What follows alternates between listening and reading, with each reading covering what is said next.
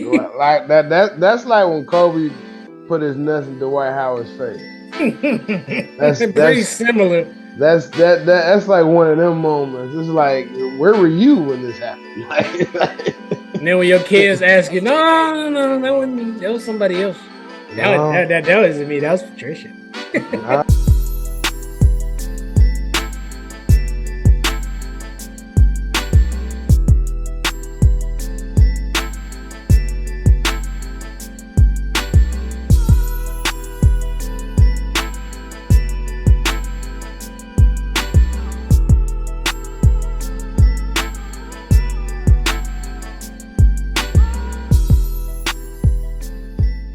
What's going on, y'all? Thank y'all for tuning in. This is another episode of Two Peas in a Pod with Tim and Ryan. As always, I'm Tim. That's my player partner, my brother, the co-CEO, the creator of the podcast, thing. Ryan, It was aka an idea.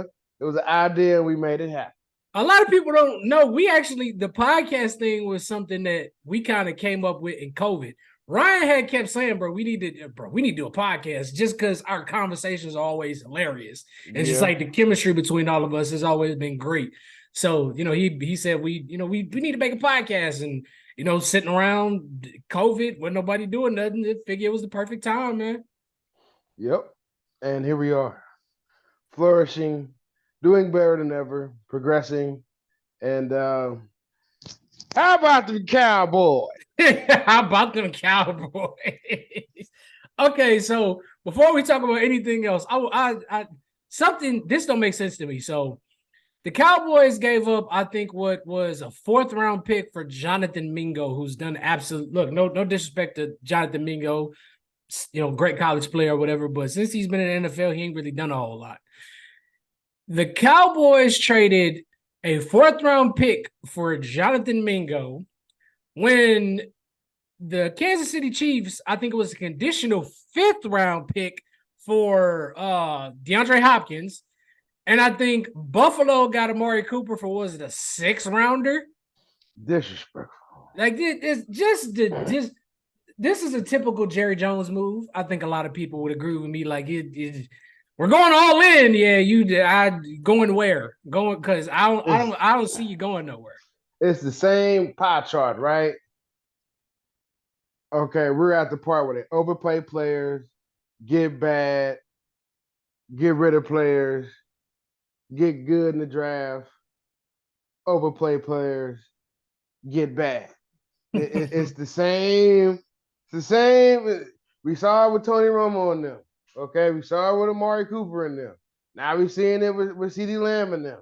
It's the same. We saw it with Dez Bryant and them. It's the same cycle. Let's get one good wide receiver. Let's get a running back that's a generational talent, but we're going to run him in the dirt because we're just going to keep giving Zeke the damn ball and pretty much ruin this man's career. I mean, Zeke. And now Dak is out for a couple weeks. So now what you going to do? Cooper Rush. Well, see, that's been a topic of conversation, whether they're gonna go with Cooper Rush or whether they're gonna give Trey Lance an opportunity. Cooper Rush. Hey, no, hold on. I want to bring this up because I think it was an episode we did. It was last year. It was like, what if Dak get hurt and Cowboys go to the Super Bowl? Well, they gotta get the $500. That'd be crazy. That'd be insane. Dak Prescott will be the highest paid traded athlete ever. They probably couldn't trade him the first year. Brock Osweiler. You gotta argue Brock Osweiler. What was that guy's name? Blaine Gabbert. No, was it Blaine? No, Blake Bortles. There's a few of them. Brock saw that $70 million guaranteed. Bye. I'll see you later. I'll be calling college football games for the next 20 years at ESPN. Then I'll go ahead and pack it on in. Stack on top of my $70 million. I'm gonna be a really high paid backup. Nick Foles. Yep. Pretty much. You can make an argument with that too. Nick Foles got traded to the Rams. Before he even played a snap of football, they gave him a pretty decent sized contract. He was going the next year.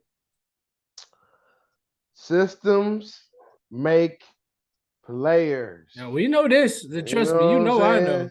What Emmitt Smith had been, what some people consider the greatest running back of all time, but without Jimmy Johnson's system and those big ass offensive linemen, and by the time you saw him, he was already 6-7 yards downfield. And he wasn't all that fast. No, he was just top. He had top end speed. Yeah. He gonna reach the top, and then you're gonna tackle his ass. And what would have been a touchdown with some players ended up being a 45, 50 yard game. I would agree. Let's go ahead and jump off into this first college football playoff reveal, shall we? Yeah, because I didn't. I went to bed last night. I was not paying attention to any of the shenanigans. America, well, you showed your colors again. All right, moving on.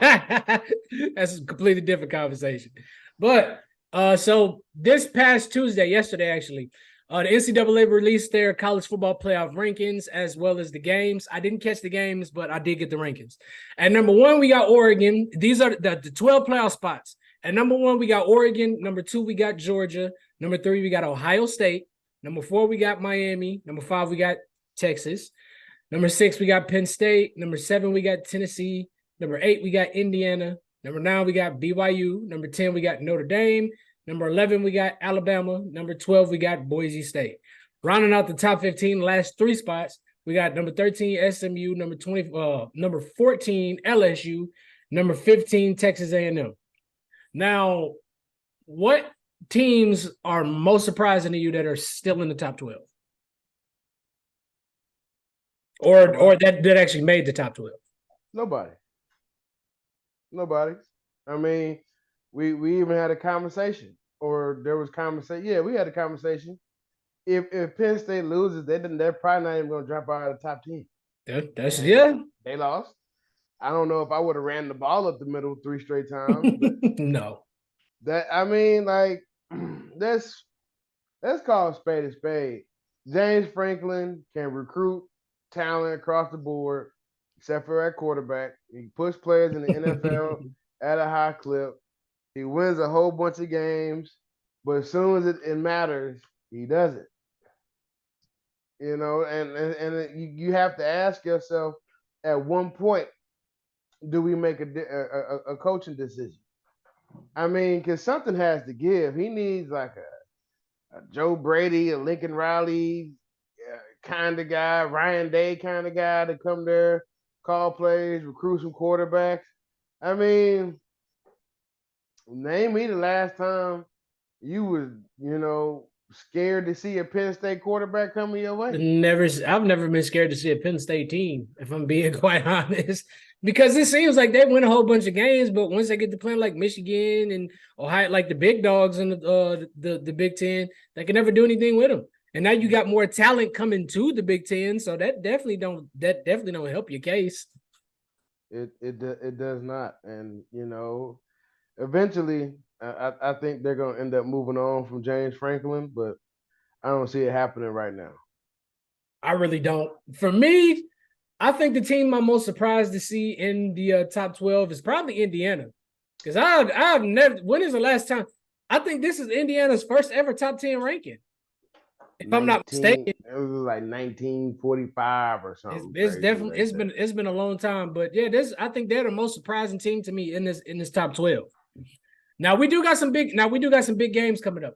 Alabama plays LSU this weekend, and you can pretty much the loser of this game, you can pretty much guarantee that they're not making the college football playoff. Alabama sitting number 11, and LSU sitting at number 14. How do you see that shaking out? The winner of this game is most likely going to make the playoff. Yep. The loser of this game is going to the Aflac Bowl.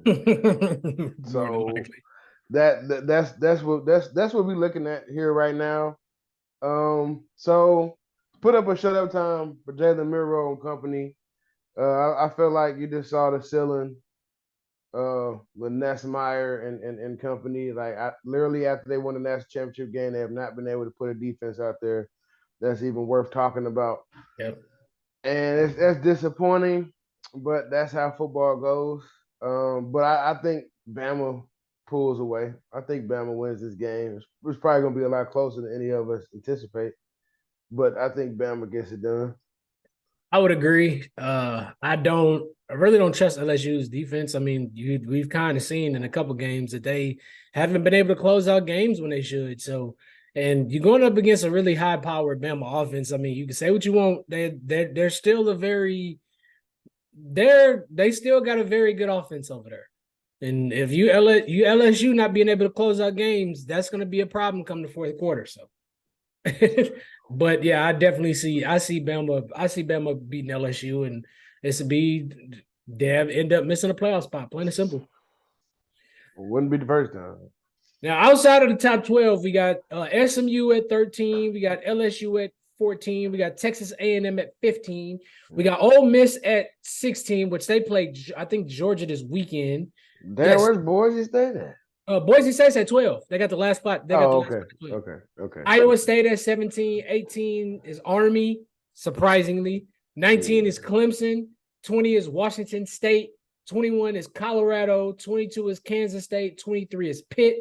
24 is Vandy. And 25 is Louisville. They got ranked for putting that beat down on Clemson. That's right now probably the most scariest 3-loss team. I mean, after that Clemson game, and then how Miami's been able to fight back in games,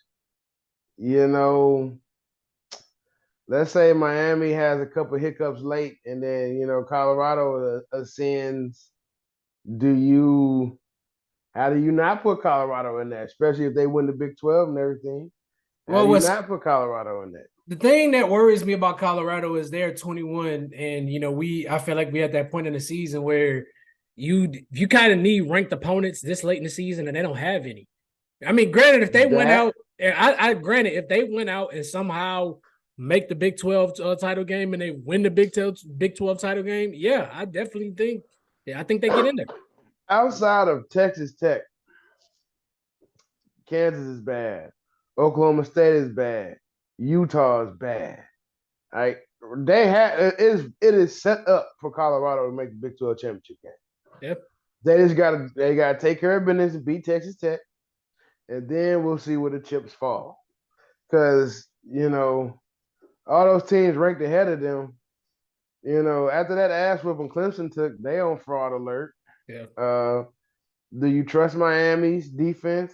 No. Do you trust Alabama's defense? You know what I'm saying? Is Army gonna keep this up? It's just a lot of questions right now that's gonna get answered very, very soon. So that was gonna be my next question. Like, out of these teams that's ranked below, that 12th spot, what team? Now, there's two questions I have about this. What team do you think is the biggest threat to get knocked out of the top 12? Well, you gotta throw Boise State in there. You gotta throw Alabama in there because their defense just disappeared. It showed up against Missouri, but it's Missouri. Notre Dame, you just can't trust that fucking team. They'll find a way to lose late. And they keep in mind, they still got to play Army later on this year. Yeah. Who else? Penn State, can you trust them? Ohio State, they can lose one more game and still make it. Yeah, I would agree. Right now, it's looking like Ohio State and Oregon, because there's another team that made it to the Big Ten that's not really doing all that great, and they're in California. I'll let you take a guess on that. No, okay. So out of the teams you picked, what team out of those teams that you picked, what team do you think is the biggest threat to fall out of the top 12? If you had to pick one team. If I had to pick one, I'd go Notre Dame. If I had to pick one. Because how do you lose to Northern Illinois? It's because, once again, it's Notre Dame, bro. You can count on them having one loss that's just like, huh? What? And this is no disrespect to Northern Illinois, but how you in high school and do the thing where all your teachers and stuff where they went to college at. I've seen Northern Illinois' logo more so in those settings than I have in the football I would setting. agree. And that's no disrespect to players in Northern Illinois because they can say they played D1 football and I didn't. So I mean, and if you will Northern Illinois this year, you beat Notre Dame, but that hasn't really meant anything since 2011. I would agree. I know if any of their fans watch this, I know for a fact they're gonna come ready to attack me. But I gotta go Indiana simply because they sitting at 8 and they still gotta play. They still gotta play Ohio State. And they still gotta play Michigan. Michigan might not be ranked. They may not be ranked, but if we're talking about prestige and all that all that good stuff, the Indiana still has to play Michigan and they have to play Ohio State and they're gonna have to see Oregon, if they win both of these games or one of these games or whatever, they may have to see Oregon in the Big Ten title game. If they win out and they only losses against Ohio State or their only losses against Oregon, I think they in. Yeah, I think so too. But they got to win out though.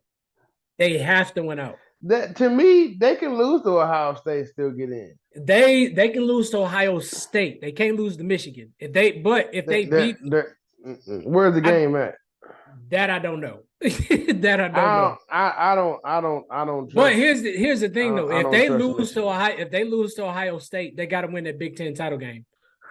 Michigan is kind of like in the boat with like USC and Oklahoma. What the fuck happened? Well, we know what happened. They cheated to get their national title, and then everybody left, and they're not speaking on it. That's what that is. Connor Stallions. Move it on. All right, so we got to discuss the Heisman race. Right now, I think Ashton Jeanty and Travis Hunter are neck and neck. Ashton Jeanty, 1,525 rushing yards, 20 touchdowns. Travis Hunter, 60 receptions, 757 yards, 8 touchdowns, 2 interceptions, and 2 forced fumbles. Cam Ward, 3,146 yards, 29 touchdowns, 187 rush yards, and 3 touchdowns. Dylan Gabriel, 2,665 passing yards, 19 touchdowns, and 6 rushing TDs. Ryan, if you had to pick, I know we still the season's far from over, but if you really had to pick out of either one of these guys, who would you go with? Right now, I'm going Cam Ward because he's literally time and time again. They asked him. This is almost like it's kind of mirroring. I can't say that word in my life, but it's similar to Kyler Murray's 2018 Oklahoma year, where he had to go out there and produce. Yeah, like damn near every possession you had to go out there and score. And every team you play is gunning. They trying to knock you out. They want to see you get knocked out. They don't want to see you win that conference title. But at the same time, the stuff Travis Hunter is doing, we've simply never seen it before. We've seen great defensive players, go catch a touchdown pass, or they might break one for 40 yards, but never play both sides of the ball like they in high school or middle school or those AAU football teams or them other football groups that you play in growing up. Like we just haven't seen that. We've never seen that at the collegiate level, and it's insane, So I wouldn't be mad if you gave it to Travis. I wouldn't be mad if you gave it to Cam, and I'm not mad if you gave it to Jeanty Williams either. At or our Ashton Jeanty. Ashton Jeanty. I know what you mean.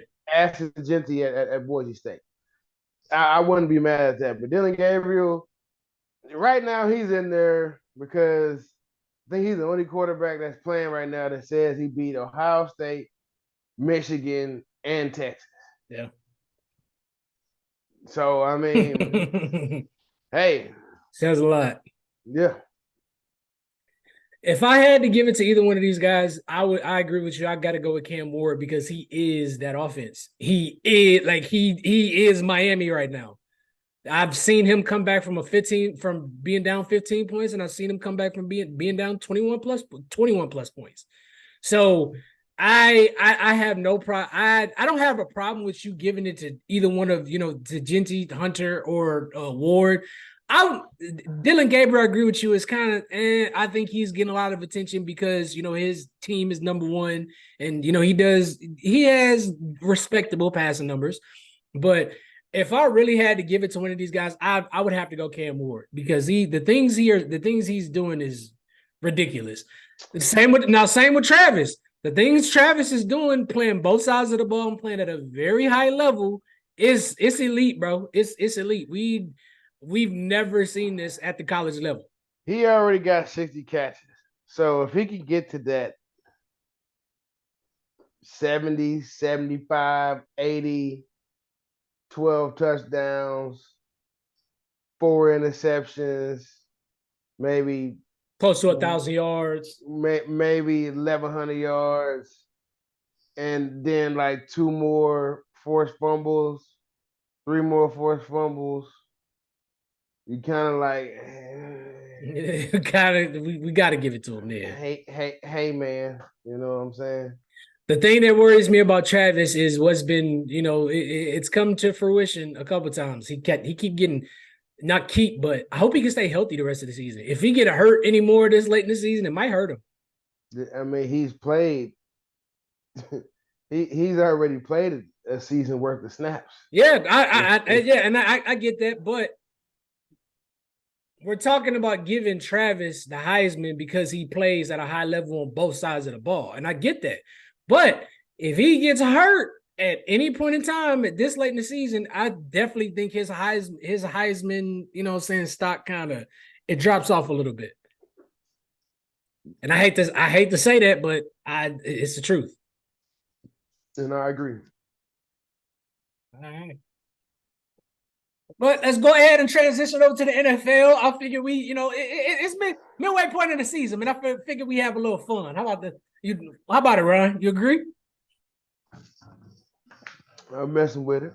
All right. So we're gonna do some midway season awards. First up, who is your most disappointing team this season? Up through the midway point of the season. Jets. I wouldn't talk about it because that was my pick as well. And it's like, in most cases, when you look at the Jets and the season they kind of have, fire the coach. He's been there 4 years. But that's just the thing. He wasn't the problem. As soon as he fired the coach, the defense disappeared. As soon as you fired the coach. I would agree. And the only reason why they won that game against Houston, CJ didn't have his 2 receivers. Hell, if he has one or the other, they win that game. I would agree. I don't give a fuck what you say. There wasn't no catch. That Garrett Wilson catch in the back, there wasn't no catch. But you saying that because you're a Steelers fan and the catch your homie had. I feel you. I feel because I thought the same thing. I'm like, well, if they ruled his shit not a catch, how is this a catch? Oh, they were at home. That's why. Mm-hmm. They were at home. So. But most disappointing team, yeah, gotta be the Jets. I would throw the Raiders in there, but no. Well, who expected them to do anything? This Antonio Pierce had a nigga believing. I love playing with that nigga on Madden, man. Especially that run defense, come up the middle, boom. For me, I would agree. It's definitely the Jets sitting at 3-6, especially the season that I expected them to have. Like hell, I had them making at least the AFC Conference Championship game. I mean, it went on a 5-game losing streak. They traded for Devontae and lost 2 games after that. They're 24th overall offense, 30th overall rushing offense. But I will say this: if you look at their schedule, long season. We still got, I think, 7-8 games left. They got a really good stretch of winnable games.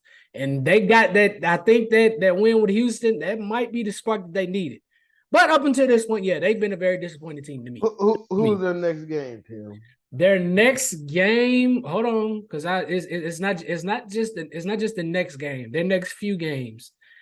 So the next game they got the Cardinals, then they got the Colts. Then they got their bye week.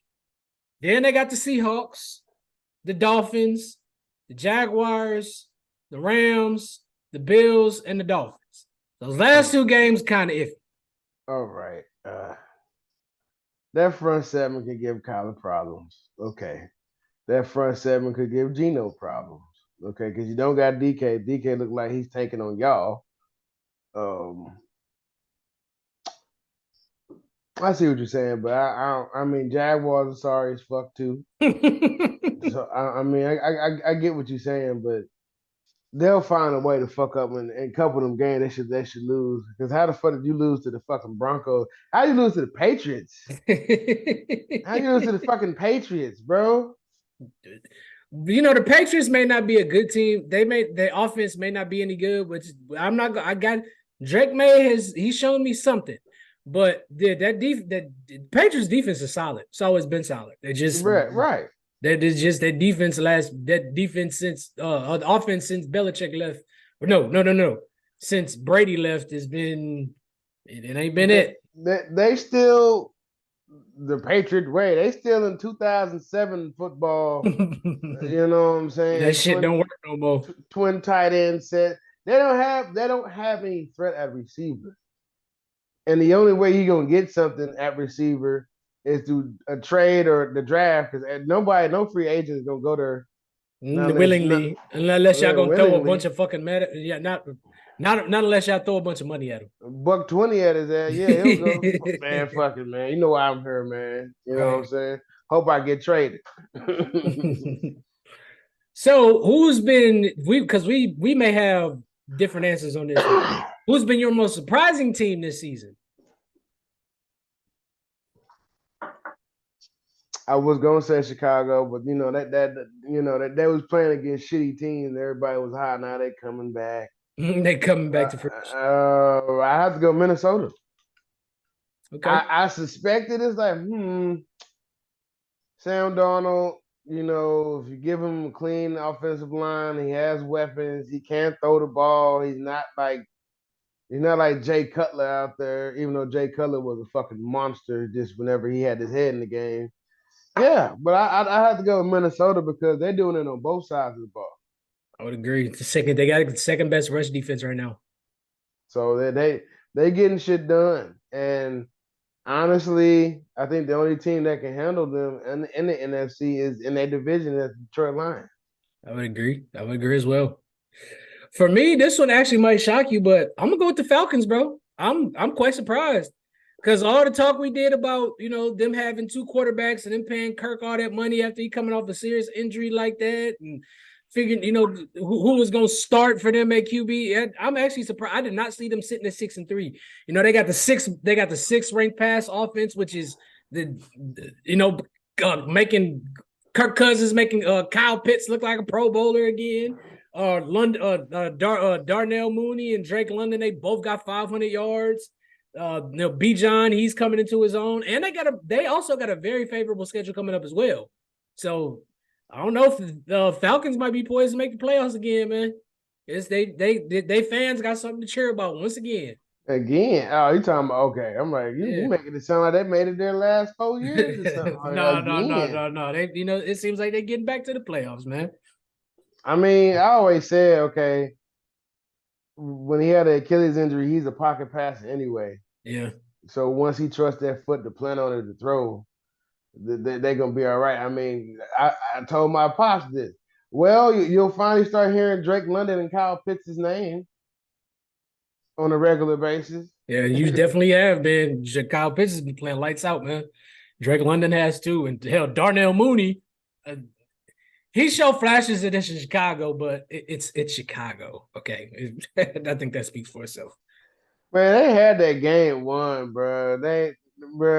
And then shout out to Arizona because I didn't think Arizona's defense is gonna step up and do that. I would Like, agree. I would and agree. I didn't think the offenses. I mean, can we give James Conner like some type of MVP award because he's really He's a like dog. it's He is a been dog. it's been him on this team. It's been him. I mean, Kyler's doing his thing, getting the ball to his tight ends, trying to force feed to Marvin Harrison and things like that. But a lot of shit was going on with Marvin Harrison is just rookie stuff. Yeah, They'll get that corrected. growing pains. Yeah, Yeah. So, but you know, I mean, they 4-4, but that's a scary 4-4 team. I would agree. Bro. or 5-4, whatever it is. The 5-4. It's 5-4. Yeah. And they got the NFC West division right now. Now, we did say something. I think it was you or it was me that said something about Arizona possibly making the playoffs. I mean, and right now it's looking like that's coming into fruition. I did pick them. I did pick them. Come on, K1. Next up, who has been your most surprising player this year?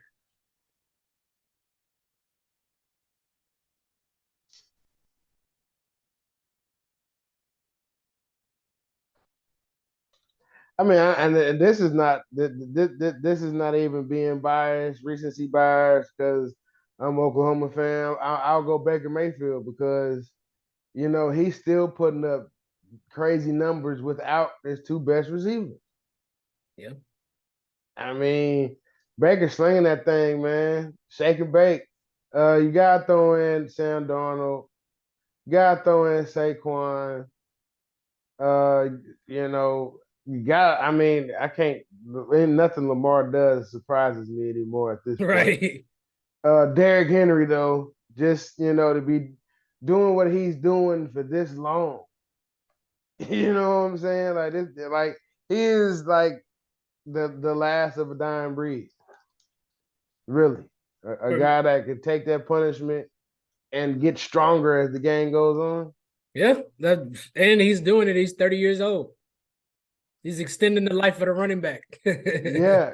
He might be the one to bring it back, but it's only elite class of players can do that. Right. For me, this one actually might shock you, bro, but I'm gonna go J.K. Dobbins. Coming off another season in the surgery, 620 yards, 6 touchdowns. It seems like when you watch the Chargers, unless J.K. Dobbins is breaking off anytime he breaks off a big run, that kind of sets the tone. Kind of like the Browns last couple of years. And like I was definitely, kind of worried about not necessarily worried about what the Chargers are going to be, but just worried about what J.K. Dobbins is going to be in this Chargers offense. Because I mean, it was him, I think it's him and Gus Edwards, and it was somebody else. So I thought he would get lost in a crowded backfield. I definitely think he's the most talented one, but I definitely thought he was going to get lost in a crowded backfield. And with them, I didn't think they were going to be where they were. Like I think they're like second or third in the AFC West. And I thought that they were going to be, it was going to be a bunch of garbage time games, a bunch of garbage time, throws and whatnot. And he was just going to end up getting lost in his backfield, but he's definitely made a name for himself. And he's having quite the bounce back season. It's good to see. It's definitely good to see. What's the Chargers record? I want to say 5-4 or 5 something like that. Now I got to look it up. But they're not, I mean, they're not trash. Let's just say that they're not a great team, but they're not trash. I mean, because they 5-3 right now.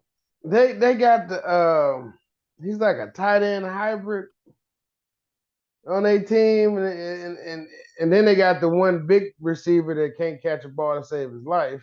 Quentin Johnson. Yeah, getting it done, man. Mm-hmm. But like, I've never seen somebody go to a team and have a similar career as the guy before them. Like, it's kind of interesting. That's always interesting. He's literally turned to Phillip Rivers at this point. All right, midway through the season, who is your offensive player of the year? The mid-season offensive player of the year for you? Mid-season offensive player of the year. Lamar Jackson. Okay, I ain't mad at that. I mean, he's having a better year he did last year. Yeah. And I always say, get him an actual running game. Boy, you'd be surprised what happens. And he's playing his ass off too. I think he's had 2 games where he's only missed like 5 passes or something like that.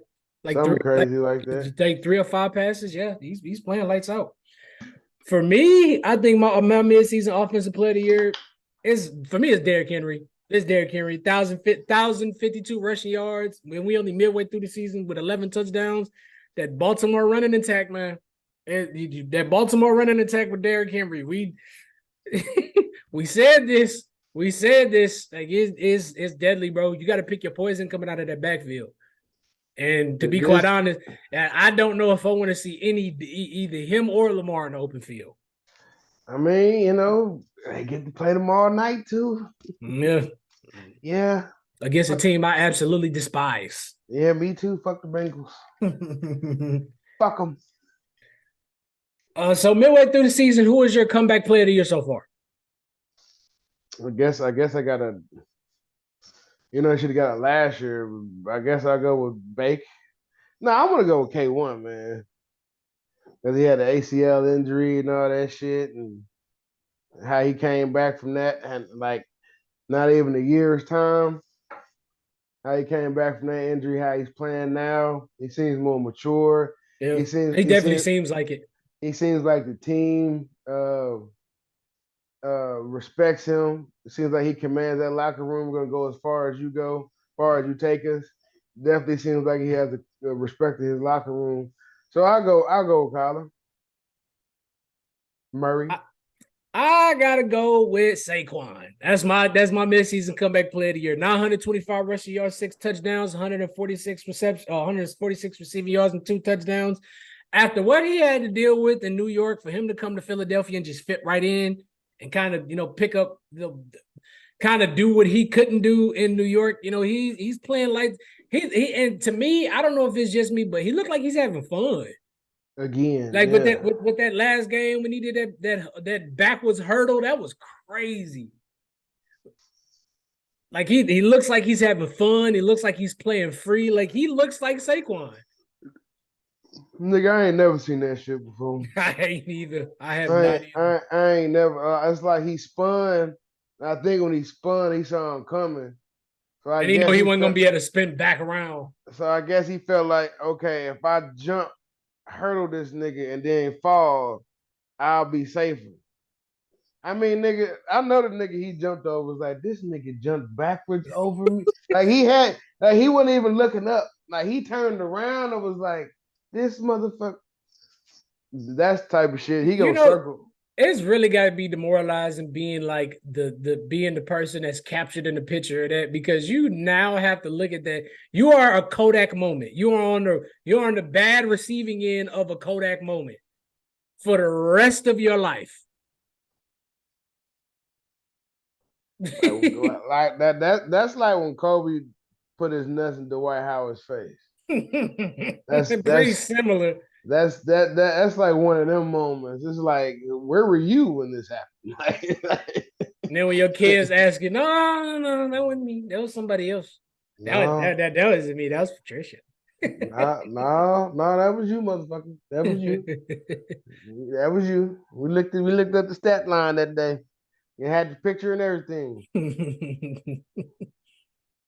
I plead the fifth. Hey, shout out to Saquon, man. I mean, shout out to the Eagles too for realizing, look, okay, this is just how Jalen is going to be. You can't have this nigga pass 35 plus times a game. Right. It's not going to work out too good for you. You need to have a running game. You need to create some easy running lanes for him. Then the defense to come up. Then you'll be able to go downfield with Goddard, Mm-hmm. with Slim Reaper, with AJ Brown, things like that. You know, Cal Katera. Like he got some weapons to throw to. Just scheme it up better for him. Yeah. Well, that offense has been humming the last couple games. It has, definitely has. All right. So who is your midseason MVP? My midseason MVP. If the season ended right now, who would you pick as your MVP? It's a tie between Lamar and Derrick Henry, and I'm leaning more so on the Derrick Henry side because Derrick Henry just makes life 10 times easier for him because you have Lamar. to, because not only can he run, he can catch too. Yeah. So you gotta attest for him at all times. For me, I got to go with Lamar. Like, bro, would you believe that Lamar is second in pass currently? He's second in passing yards and second in passing touchdowns for somebody that's known as a scrambling QB. I mean, bro, he has weapons to throw the ball to. Yeah, that too. Like And he he got just got another one. he, I was like, shit. I mean, I felt like Kansas City was gonna get their ass whooped in the AFC Championship game last year, Right? and Because then they was in Baltimore. you only run the ball 6 times. Yeah, okay, there's some fish going on here. They'll run the ball 10 times this time with Derrick Henry. They'll run the ball 10 times. Why? We'll see. Uh, Lamar, I don't know. I think Lamar might say something this time. Like, hey man, hold on, though. We're not doing this 2 years in a row. he finna audible that shit. He gonna change it his damn self. All Kill. right, Ryan, I got a juicy topic for you. I know it's midway through the season, but we're not going. I know it's midway through the season, maybe a little too early, but I want to know who is going to be in your NFC Conference Championship and who you got going to the AFC Conference Championship. This is, like I said, not saying that this is going to happen, but midway through the season, who do you think is going? What 4 teams do you think are going to the Conference Championship? Predict the AFC and the NFC. Kansas City, Baltimore. Again, okay. At KC, probably Detroit.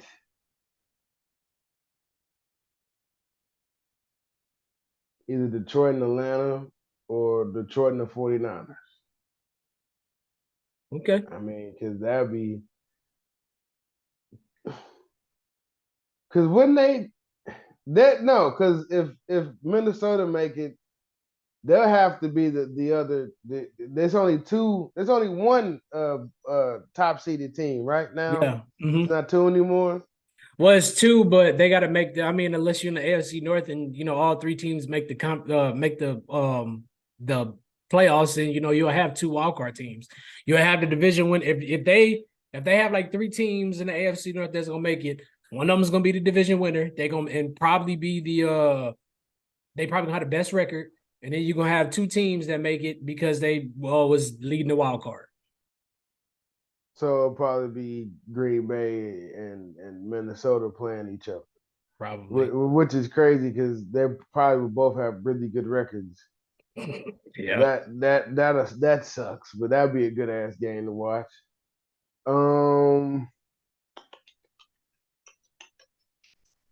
Yeah, yeah, yeah. I'm good with my Detroit, Atlanta, or Detroit and 49ers. We're gonna get that buffs and bust down black and mild. We gonna get that Super Bowl. It's gonna happen. Yeah. It's gonna happen. It's gonna happen. Everybody in mind will be rocking Cartiers, bust down. You know what I'm saying? Rollies and APs. You know what I'm saying? Smoking the good shit. You know what I'm saying? Type. It's gonna happen. It's only a matter of time. You did. You know what I'm saying? Motherfuckers gonna be pulling up on 26-inch rims with mink coats on, and you know what I'm saying, with 16 bitches. You know what I'm saying? Champagne in both hands.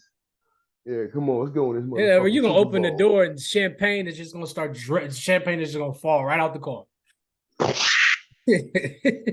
the towel down so I don't step on that shit. Yeah, don't worry about that. So for me, in the NFC, I'm gonna go Detroit and Philly for the conference championship. For the NFC conference championship, I'm gonna go to Detroit Lions and the Philadelphia Eagles. And for the AFC conference championship, hey man, it's gonna be a conference. You know what I'm saying? Bust down buffs. Oh yeah, Cubans, all that. And for the AFC conference championship, I'm gonna go to Baltimore Ravens and the Buffalo Bills. I'm going Baltimore and I'm going Buffalo. Yeah. But as long as Buffalo doesn't have to play against Kansas City. Bro, even if they have to play against I don't know, bro. This just I don't knock on wood. I'm not even gonna knock on wood. I don't want to say, but I'm even with DeAndre Hopkins and all that, I'm still not confident that Kansas City is going to make the Super Bowl. Too many injuries, bro. Yeah, They are winning on fumes. they really, and then they're not playing very good teams. And then some of the teams that they are playing, they're missing some of the top guys.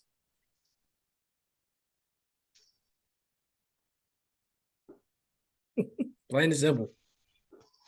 Points were made. Points were definitely made. All right, so coming down home stretch, man. The last topic of the episode, as always, on one of the favorite topics. Actually, we're gonna do our. Go ahead, my bad. Before you get to that, I know Cowboys always find a way to pop up in your conversation. I know, but Dak Prescott has pulled his hamstring off the bone. So, and if we're looking at Kansas City next couple of games, Broncos, Bills, Panthers, Raiders, Chargers, Browns, Texans, Steelers, Broncos. Honestly, worst case scenario, 1, 2, 3 to 4 losses on this, if that. I can see them dropping to Buffalo because for whatever reason they can't beat Buffalo in the fucking regular season. I don't know what it is. Buffalo always get them in the regular season, can't beat them in the postseason. I'm a Steelers fan, so obviously I'm gonna root for the Steelers. Maybe we can get them, maybe. And then I don't know. They may drop that last one because it's obviously the starters are gonna sit unless somebody's going for a record or for an award or something. But you know, when you have those division matchups, you know what I'm saying. You just lose. You don't know why. It just happens. You just play right. You just play like just weird. And I wouldn't even say like shit. Just weird. You just played really weird. It's just when it's a divisional game, this team is used to seeing you. It's like with the Chargers. For whatever reason, the Chargers always play the Chiefs tight. They always do. I don't know what it is. It just like the Raiders. When Derek Carr was there with the Raiders, it always seemed like they would play the Chiefs close. They got them a couple times. And let's not forget, everybody talked all that shit about Russell Wilson, but then when Russell Wilson played against Patrick Mahomes last year, who won the game? Yeah, and he went off that game too. Yeah, it was belt to ass that game. Belt to ass.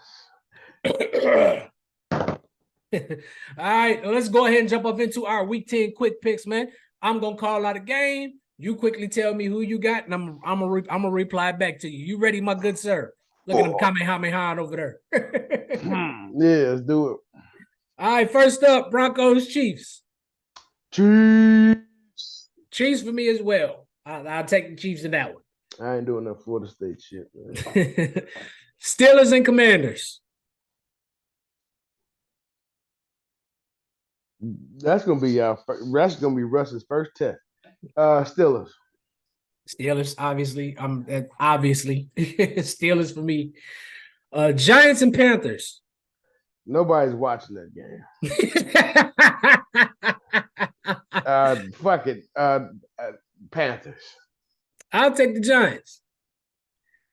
49ers, Buccaneers. Damn, babe. 49ers. Unfortunately, I will take the 49ers as well. Falcons and Saints. Falcons. They just fired their coach. Give me the Falcons because the Saints is looking like the Aints right now. They've been the Aints since Drew Brees stopped playing. Pretty much. Bills and Colts.